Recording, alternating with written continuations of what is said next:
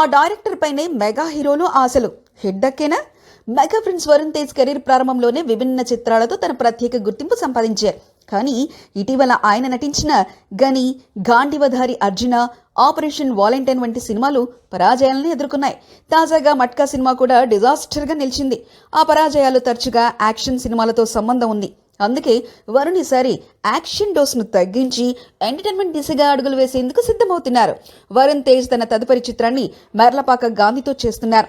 Venkatadri express మరియు express రాజా వంటి విజయవంతమైన సినిమాలు అందించిన మెర్లపాక గాంధీ ఈసారి కూడా వరుణ్ తేజ్తో కలిసి వినోదాత్మక ఎంటర్టైన్ను తెరకెక్కించబోతున్నారు. ఈ సినిమా ప్రస్తుతం ప్రీ ప్రొడక్షన్ దశలో ఉంది. 2025 మార్చిలో సెట్స్ పైకి వెళ్లే అవకాశం ఉంది.